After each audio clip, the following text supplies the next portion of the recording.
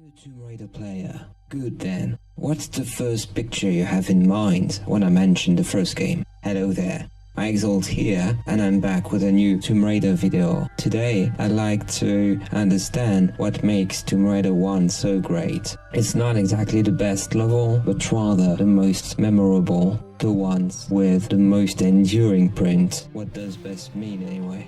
I picked 10 levels of the main game. I felt that Unfinished Business was perhaps not as memorable based on what I read, saw or heard, and I give you my interpretation of why, in my opinion, these levels are most likely to be the ones people remember. I speak as a French gamer who played the game back in 97, 98 when the title became popular in my country. What about you? What was the level that made you understand why Tomb Raider 1 was so great? Which would you associate the game with if you were asked that exact same question? What's the most memorable level in the game? The first that comes to mind whenever you hear about it. Does that reveal anything about your personality or experience as a Tomb Raider player? Okay, let's dive in.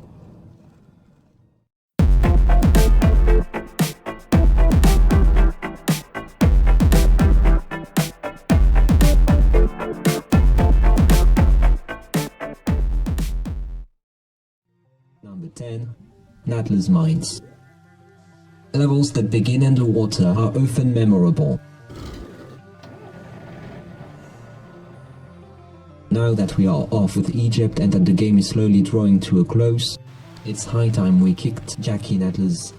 Wait, where are my weapons? You mean... I will get them back, won't I? Nowadays, it's almost like a tradition to, at some point, deprive you of every weapon you had collected in the first place. Nevertheless, back in the day, we were like, what the fuck did I do wrong? In terms of design, Natalies Mines conflate all the key features of previous levels. Quite an easy ambience, just listen to the soundtrack.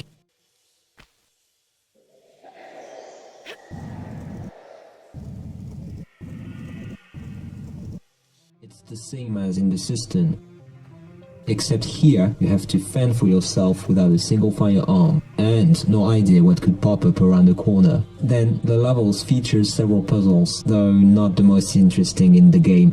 The whole space of the level is so vast that exploration becomes a necessity, which is yet another reason why people may remember it more vividly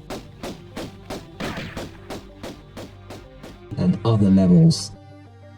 Although the whole level design is not as extraordinary for players nowadays, remember that when you play the game for the first time, especially if you haven't played any other Tomb Raider game before, those mines felt new and refreshing, because they have a design and structure of their own that set them apart from all the rest of the game. As we move on from Egypt, where levels were often open space, to these mostly enclosed mines where water and lava coexist. If Natalies Mines were the first level you thought about, it means you're probably the kind of player interested in how the game is dynamically built, more than in the story itself. Indeed, the level becomes more and more complex as you progress, as it mixes different types of gameplay after each mini-boss fight. They each contribute to make the level dynamic and engaging. It's not only the level that takes all your weapons away from you, you must also prove you're worthy to have them back. Natalies Mines, therefore, feel more like a rite of passage than a real addition to the plot. Moving deeper into the mines, you understand that you're treading along on the threshold of something much bigger.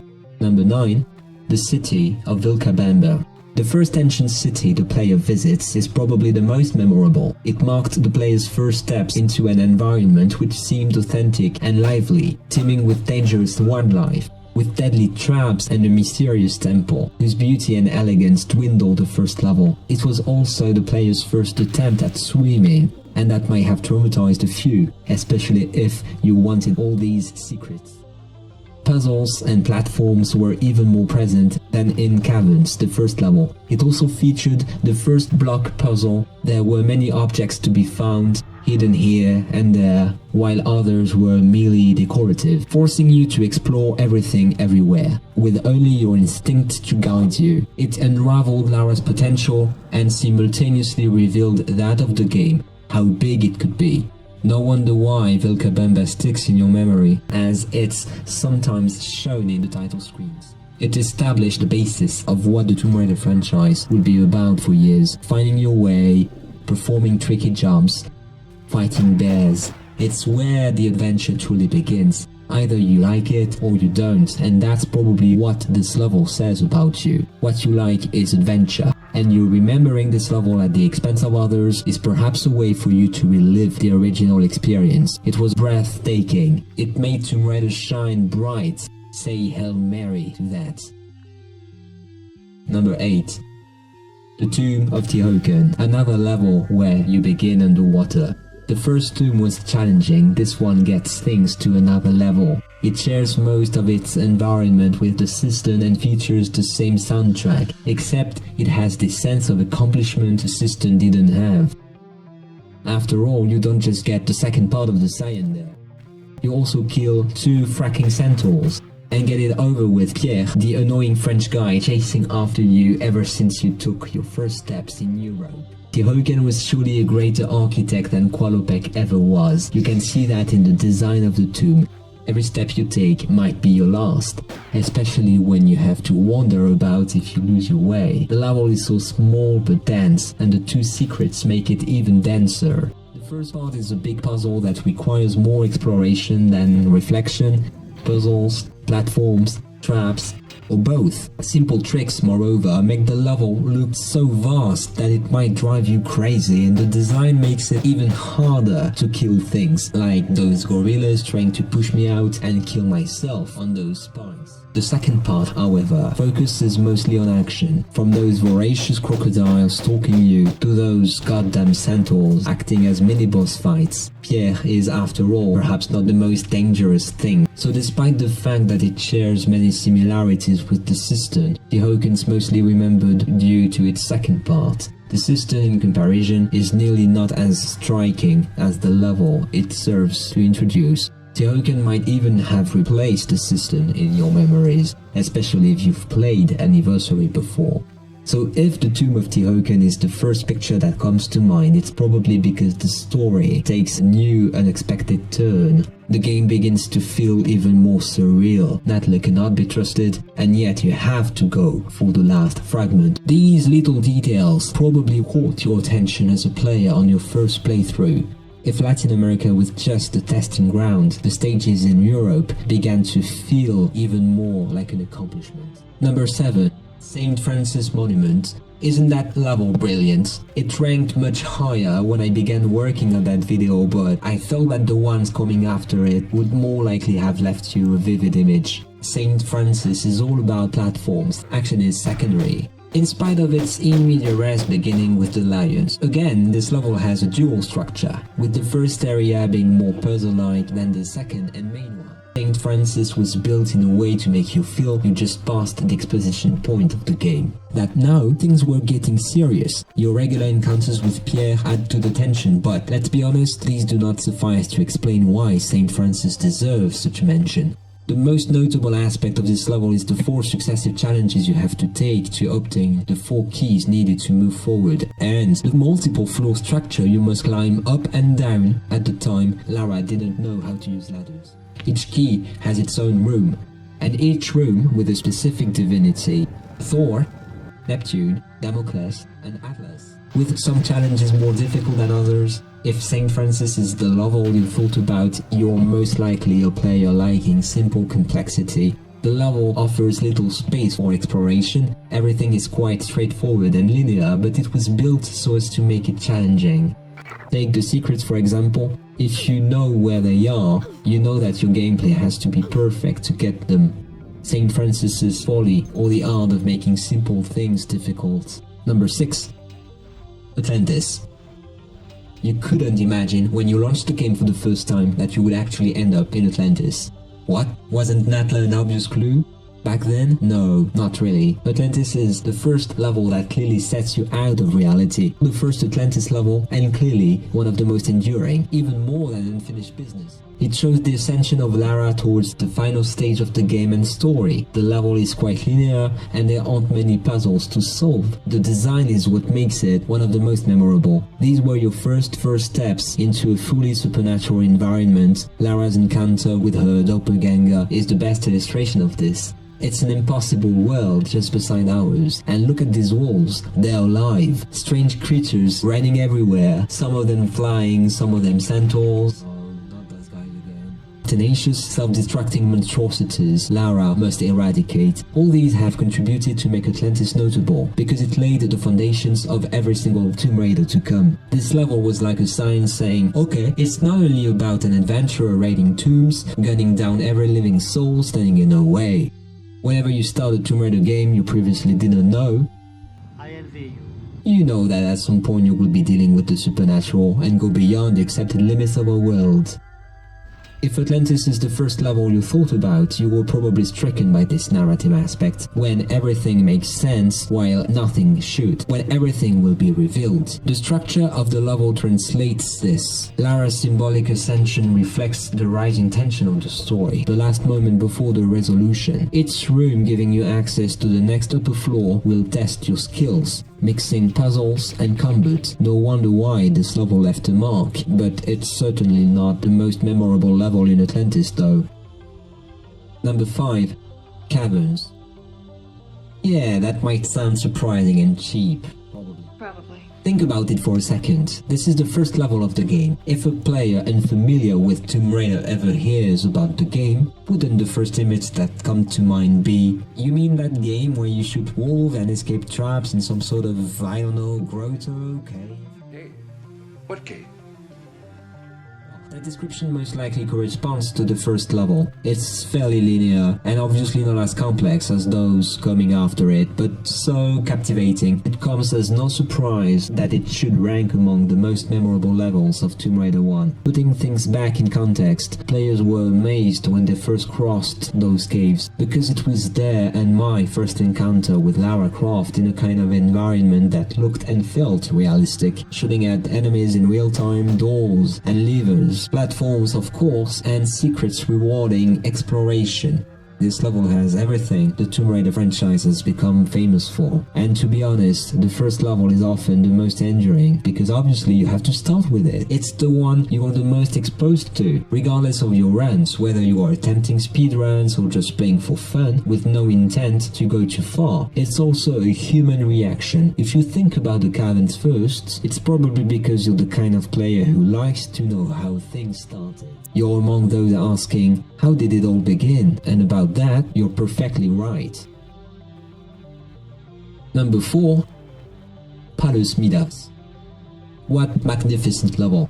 I forgot how grand it looks. Midas is mostly remembered for the end turning Lara into gold. It was the first question a good friend of mine asked when I mentioned I had played Tomb Raider. Did you make that mistake of making Lara jump on the hand and turn her into gold? My answer was the same as it would be today.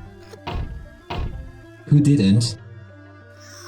But that's not all. What is remarkable with this level, and that the hand kind of overshadows, is the size of the level. It's just so immense and dense you easily lose your way, and you could even find it pleasant because the scenery was remarkable and beautiful, especially back in the day. Still, the end of Midas is not the only thing players may remember. The real puzzle is that gigantic room with the 5 levers. Even without the solution, and an aware player could open at least 2 of the rooms. The puzzle itself is not the first thing players seem to remember the most. It's rather the trials each room confronted them to that are memorable. The spike room, the pillar room, the fire room.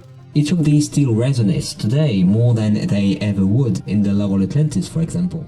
If Midas was the first level you thought about, it's probably because it's the most ingenious level in the game. It's not just about the mini puzzles, it's mini puzzles within another bigger puzzle. To complete it, you have to backtrack to where the level started, and the solution lies in its very title, provided you know about Midas, right? Mythology has never been so relevant in a Tomb Raider game, that's why it's memorable. Number 3. Lost Valley. Back in the day when Tomb Raider came out, players had no idea how far the game would bring them. Of course there were reviews and critics, The game was seen everywhere and it was hard to miss. What no Tomb Raider player could miss, it was the Lost Valley. The valley is small, but it's linear, so it looks quite large. It plays a lot with verticality, especially for the secrets, but Lost Valley is not remembered because it's short, or because there are 5 secrets to find. Neither is it really remembered from a gameplay perspective. It's not so much for its main puzzle, or because you obtained a shotgun. This level is mostly notable because of the enemy types the player was confronted to. Now you have to know a little bit about the 1990s to understand how popular dinos were back then. The Lost Valley therefore offered the perfect setting to feature some of them. The scenery is indeed remarkable, from the cave with the pool and the waterfall to the valley floor, the broken bridge, and more caves, more waterfalls, and a temple. Considering the rest of the story, the raptors and the T-Rex were all a first step outside reality, and their presence in the game was so surprising that it was enough to make the level memorable. They helped define what Tomb Raider games would be about, thinning out the boundaries between our world and the impossible. The puzzle as a result was not the most enticing thing to do there. The level focuses more on action and exploration than on puzzles. The objective was simply to find 3 machine cogs so as to make the gate move and divert the stream off to one side and liberate access to the tomb of Qualopec. One enemy was enough to make it so popular that it became staple for the next 2 games to do the exact same thing. But it's also one of the most overrated levels in the Tomb Raider franchise and one of the most popular. Fortunately, popular and memorable are 2 different things. Number 2, the Great Pyramid.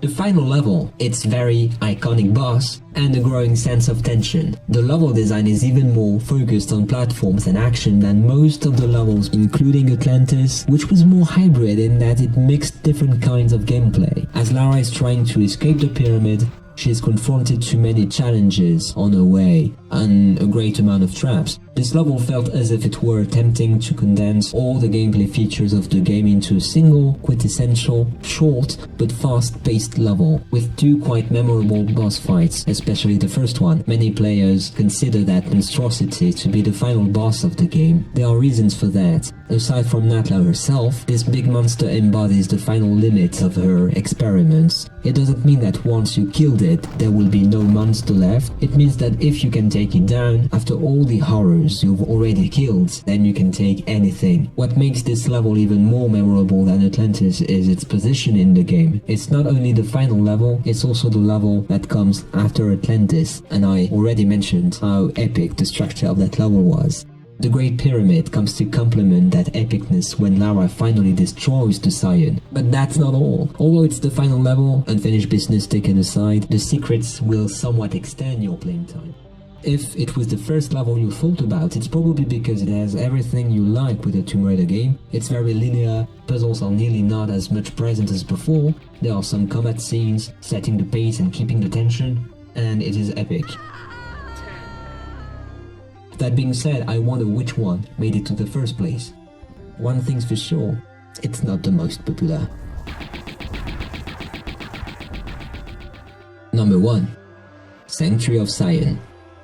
I may simply have to repeat what I just said about the Great Pyramid, but the Sanctuary of Sion goes way deeper than this. There's not much I can tell you except this was the first picture I had in mind when I thought about Tomb Raider 1 the way I asked you to do. It's not the first time you saw a Sphinx in the game, but this one is particularly remarkable because it is at the center of the level. The Sanctuary is grand, and it's majestic. If either the Sphinx, the underwater pharaohs, or the numerous fights against the centaurs is the first image you have of Tomb Raider 1, it's probably because you're a player who's more interested in wonder than in any other things. You like to be impressed and you like it tough. You like it Tomb Raider. After all, Sanctuary is quite representative of all the gameplay variations Tomb Raider had.